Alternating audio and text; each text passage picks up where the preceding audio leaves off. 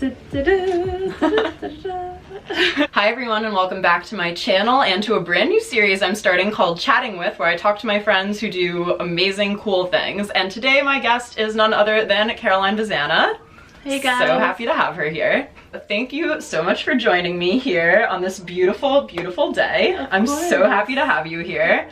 I have so many things to ask you, and I know that everyone is going to love hearing about your experience and your industry insights and everything that you do. And let's start off though with how we met and how we know each other. Oh my gosh, funny story. Well, like any good fashion friendship, we met at an event. Yes, of course. It was pretty funny. Austen came up to me because she recognized me from Instagram. Yeah, I was like, oh my god, I've seen like you on Instagram, and our friend Kelsey, I've seen her in photos on her account too, and I was just like, hey, because I'm one of those, I'm like that person at a networking event who's like, hi, I've Googled you extensively and I just wanted to say hello. It's the industry we work in. It's so funny. So many times I'll see someone too who maybe I've never met them either, but I feel like I know them just because I've seen their pictures. So I wasn't creeped out at all. I thought it was awesome. I love her.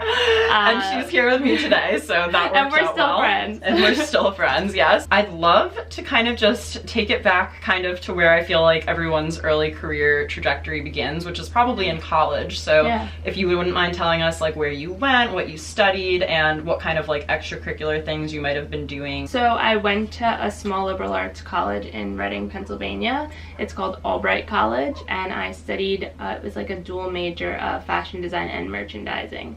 So it was really nice because for me, I knew I wanted to be in fashion, but I wasn't exactly sure what in the industry I wanted to do. So the major kind of gave me the liberty to try out different classes and to try out, you know, just different things to see what I really liked. I was the president of the fashion club. I was the editor-in-chief of the fashion magazine. So that was really awesome. And then non-fashion extracurriculars, I was in a sorority and I was on cross country and track. So then at what point did you, I know you're from New York, but when did you kind of like move to New York and like start your career and kind of the early days of all of that? Yeah, so I guess during my sophomore year of college, I decided that I really wanted to do an internship my summer after the year ended. So I was like, okay, I need to get an internship next summer, no matter what it takes, no matter what I have to do. So I just kind of started applying to different places, and I ended up getting an internship with Anna Sui, who's a women's wear designer. Her office is on 39th Street. So I interned there for the whole summer. So that was kind of like my first experience in Manhattan. I kind of just like got the bug. I was hooked. I wanted more and more and more. So then after that, I came back for my junior year. I came back to Fashion Week in September and I attended the Anna Sui show, and then I actually asked my boss if I could come back in February and intern during Fashion Week. So I took like 2 weeks off from school. I did like a 2-week internship during Fashion Week, which was so rewarding. Like I learned so much. And then after that, that next summer I did an internship at Marie Claire. So I guess you could say after my sophomore year, I was really just like hooked. And so now you're at Marie Claire. What were you doing there? And then what kind of led you to some of your other magazine work? Yeah, so at Marie Claire, I was initially hired just to be like a closet intern. So like, you know, unpacking boxes and garment bags and things like that. Wait, this is my internship at Marie Claire too. Oh, you interned at Marie Claire? Yeah. Wait, when? Summer 2015. Okay, mine was... I was probably like a year or two after you. Mine was the summer of 2013. Oh my god. Oh my gosh. Wait, did you, and you worked in the closet? Yeah. Wait, that's so funny. Oh my god. Me and my one friend joked that everyone interned at Marie Claire. Well, I remember especially my summer, they like overhired interns somehow. Really? Like there were some for the closet and then some for like different editors. So yeah, I was gonna get into that. Right, yeah, because I started out like I was initially... You started out as a closet and then you moved to an editor? Me too! Oh my god. Which editor? Ray Boxer. Oh, I was with Brittany because they were skis. Oh my god! Yeah! Oh my god, I love this. This is great. Yep, I used to literally walk around the office with a notebook attached to my hip because I would like write down everything my boss said, because she'd obviously give me tasks and she could give them to me, you know, at any minute. So I'd always have my notebook with me, and I'd write it down because I didn't want to ever have to go back and be like, oh wait, what did you say? And so then when did you kind of like start to realize that you had an interest in kind of styling and also, I guess, like starting to get into blogging and influencing also? Okay, so the styling aspect of things is kind of a funny story. After that internship at Marie Claire ended, I'll never forget, I ended it like in mid-late August.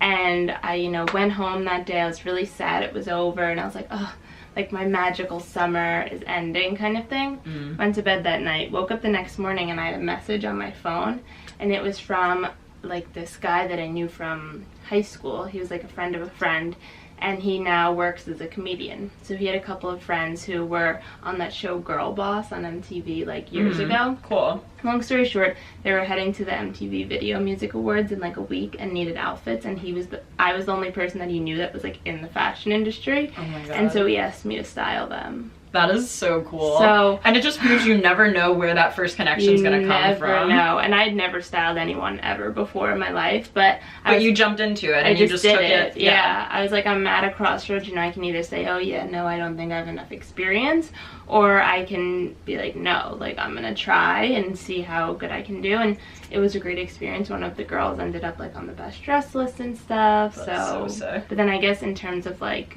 becoming like a style influencer, whatever, you know, that kind of term, you know, when I was working at InStyle, I just always had this thought of like being my own boss, and I loved the idea of working for myself, and I always kind of had this like colorful, eclectic sense of style. But, you know, when you work for another company full-time, sometimes you suppress it a little bit. You don't go as outrageous as you might want to. Cause for sure. You don't want your coworkers being like, whoa, what is she wearing again today?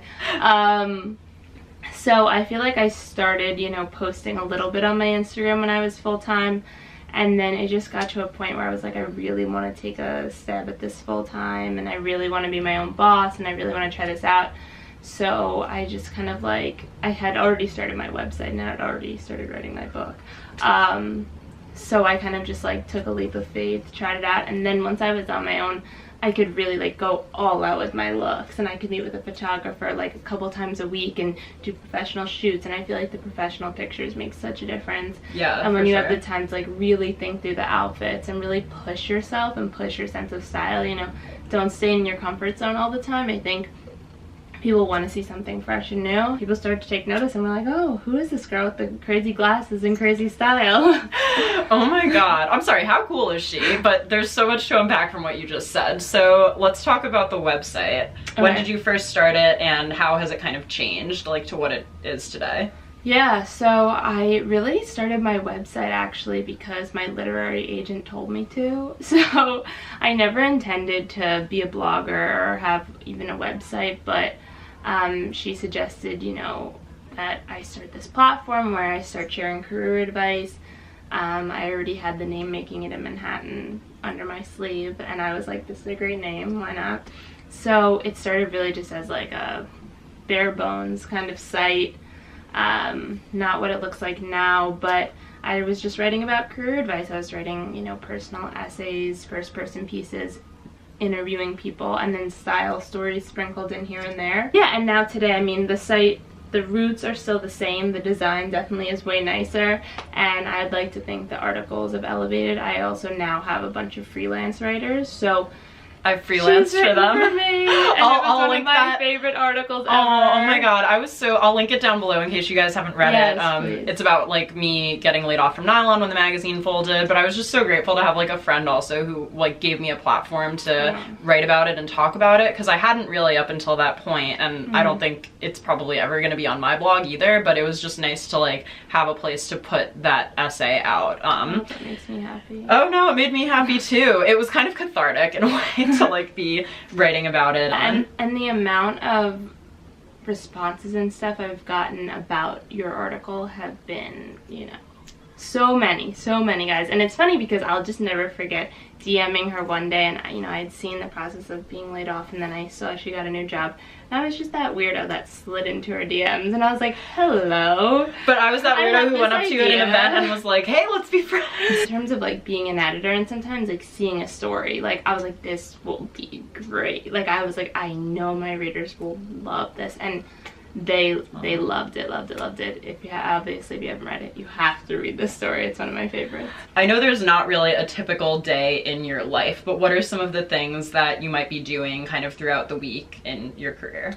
Yeah, so I mean, you're definitely right. Like, there's no typical day, but on any given day, I can be meeting with designers, meeting with publicists, meeting with fellow influencers and bloggers. I think a lot of my job is networking. That's what I say. It's a lot of networking, because you just never know where your next job could come from, where your next project could come from. It could literally, you could be at lunch with someone who knows someone who's looking for an influencer for a project, and it could just click.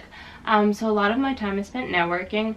I'm also doing photo shoots a lot, usually several times a week. Attending events is a big part of it, attending and covering events.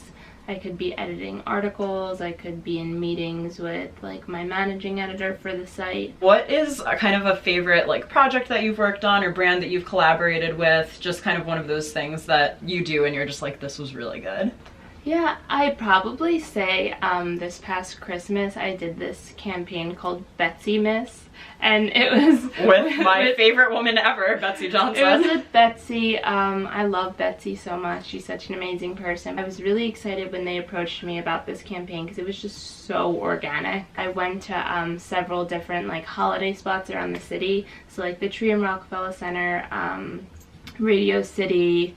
Where else did I go? The windows at Macy's and stuff like that. And I had head-to-toe Betsy looks on, and we just shot them there. And then I shared like the series 5 days in a row across my Instagram. So it was so much fun, and it was such just like an ideal partnership and collaboration. Tell me about your child, like the project that I know you've been working on for so long. So Caroline has a book coming out this summer. There will be links to it on Amazon and everything down below in case you want to pre-order it. Tell me about what it was like to write this book, how it all kind of started, how you found your publisher, any and all of the details. Yeah, so yeah, I have a book coming out in August, which feels so surreal to say. I started writing this book back in 2015. I started writing it just kind of for fun. I didn't start writing it with the intention of this is going to be a book. I started writing it right after I had left Teen Vogue and started working at InStyle. I just had so many like experiences I had gone through and things I had learned, or like funny things that had happened to me, and I was like, I really should write these down so I don't forget them. So when I had 3 chapters, I sent it to one of my friends and I had her look it over, and just to like see what she thought, like, is this something that you would actually read? And she loved it. She thought it was awesome, so good, and she was like, this needs to be a book. I started emailing everyone, and I just sent like a quick little like intro email of who I was, and then put the 3 chapters below. I probably emailed like over 60 people, and I got, because I'm also like, once I set my mind to something, I'm like, it's gonna happen no matter what I have to do, like it's gonna happen. But so long story short, I ended up finding a literary agent. Her name's Julie. She's amazing. So then over the next, I guess like year and change, me and my literary agent worked together, just her and I developing the idea, doing phone calls like once a week. And then I got signed with my publisher last March. My editor in my publishing house is amazing. Her name's Nicole. I love her so much.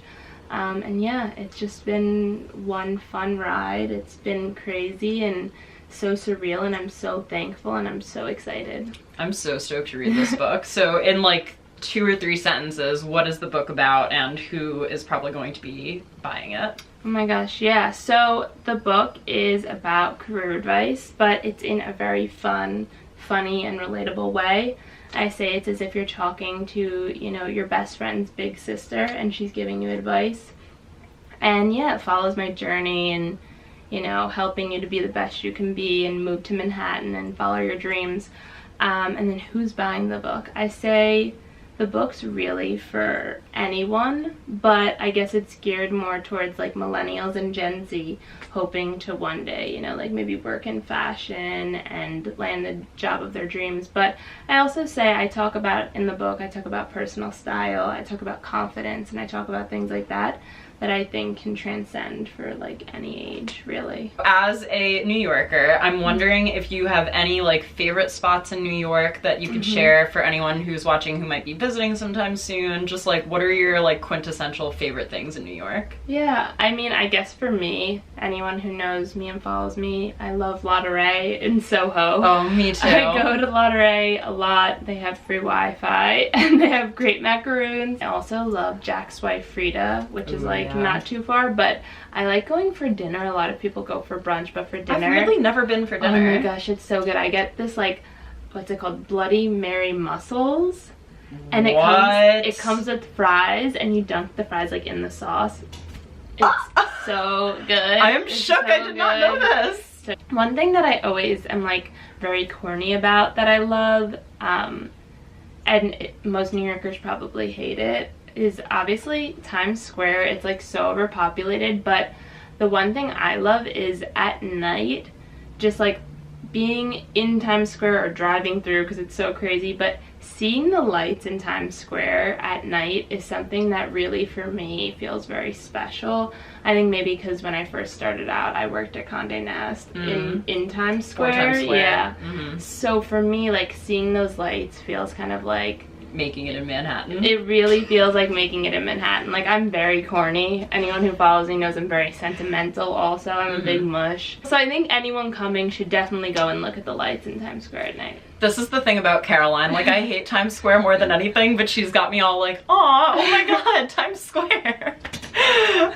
Everyone should go look at it, but just at night. Just at night. Yeah, if you've never done it before, you have to. Yeah, just definitely. At night. Just a quick peek. I'll link Caroline's Instagram and everything down below for you guys to check out, but I'm definitely curious to hear like how you kind of keep up with Instagram and social media, and if there's pressures that come from that, and also, you know, you've grown a lot, especially in the last year, I feel like. So what kind of like feedback do you get, and how do you like deal with comments and things like that? Yeah, no, definitely. This is something I really love to touch on because I feel like it's so important for young women and men out there. I think anyone who's trying to be an influencer right now, it's a crazy field. It's so crazy, and I'm learning all the time. I feel like, you know, there's no rule book, there's no handbook, so I'm learning every day.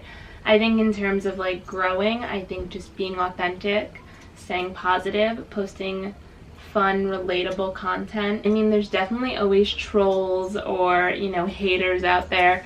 Something that I will say is, you know, just always try to stay positive. Surround yourself with really good friends and people who empower you and inspire you and uplift you. Sometimes it's good just to put down the phone and take a break. I think, you know, we all get very caught up in it, and I'm obviously posting all the time, but it's good to sometimes, you know, could be like a Saturday afternoon, you're with your boyfriend or your girlfriends or whatever, put down the phone, just relax, live in the moment. All right, guys, well, thank you so much, Caroline, for coming on today and talking to everyone. Your wisdom and advice is completely invaluable, and I'm so happy you were able to come on and share it with everybody. Thank you guys so much for watching this video. Be sure to subscribe to my channel if you're not already. I put out a new video every Wednesday, and I'll leave down links below for Caroline, for her social media, to buy her book, check out her website. There's lots of places to find her, and they're all in the description box should you want to find her. And please give this video a big thumbs up if you liked it, so we know to keep making more videos like this for you to enjoy.